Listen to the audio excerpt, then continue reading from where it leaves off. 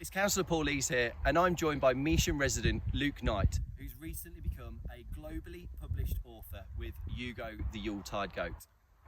Luke, thanks for joining me today. Tell me about Yugo the Yuletide Goat. It's been one of those magnificent journeys. A couple of years ago, my children just really like a bedtime story, and it's one of my favourite jobs as a parent. My son loved stories that had just mischief and adventure in, and my daughter always liked someone to save the day. And then about 2 years ago, I thought that was a really good story. I should write it down. Getting a bit old, I don't want to forget the stories. And then from that, I just added bits and bits to it, and Yugo the Yuletide Goat was born. It was just a wonderful experience. Brilliant. I mean, you're a truly busy chap. You work as a full-time as a teacher.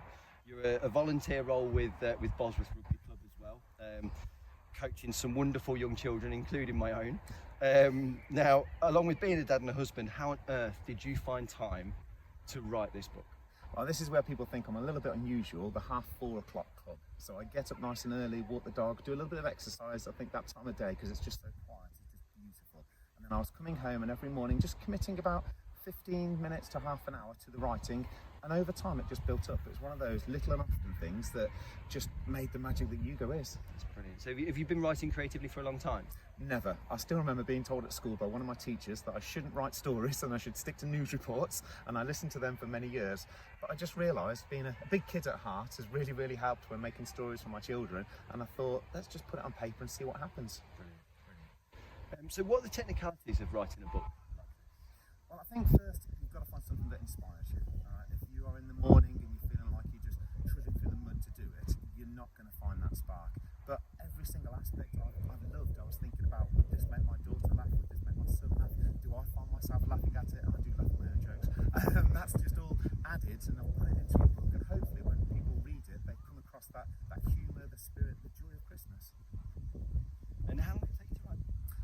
In total, that's probably 2.5 years, but that's just little and often, just building up to what I thought was good enough to be sent out. And then as soon as I finished this one, I thought, oh, let's start a second one, and then let's see where that goes. But we're really focusing on the first story, and just hopefully people see the magic in it like I do. Amazing. So you're a Measham chap. You have suddenly found the ability to publish worldwide. To me, that seems absolutely incredible. Starting from Measham, being published all over the world. What countries are you currently published in? Well, I had a little look last night just because I was using my time wisely.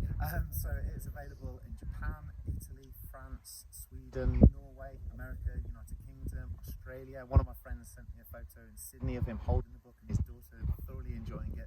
So it's around the world. I'm not entirely sure who's going to pick it up in Japan, but if anyone does, please do share it with me. So I'd love to hear them. Amazing. And how did that come about? How do you become a globally published author? Well, I first looked at getting a literacy agent, and then I thought it's too much money to invest. So there's something called hybrid publishing.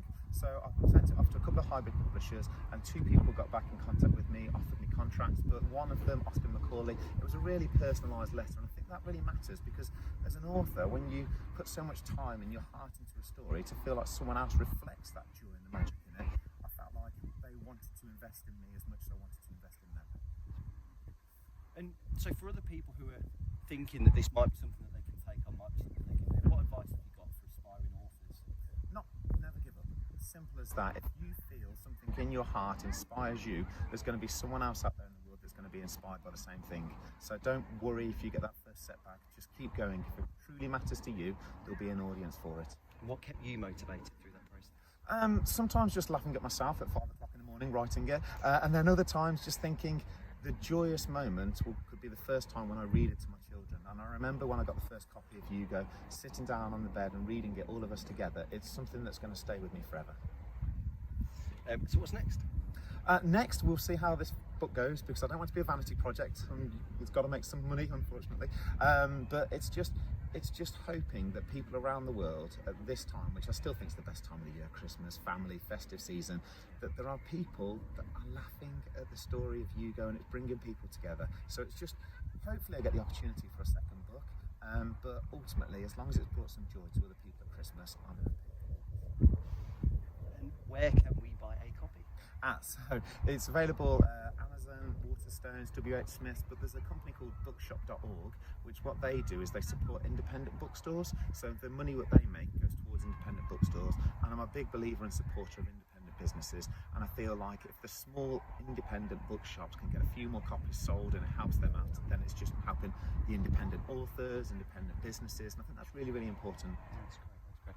So thank you so much for giving me your time today, for sharing this story to other Measham residents. So as you hear, it's bookshop.org. If you want to go on there, it's Yugo the Yuletide Goat. Measham, thank you so much for listening. We really appreciate your support. If you want to get a copy, it's bookshop.org. Thank you so much.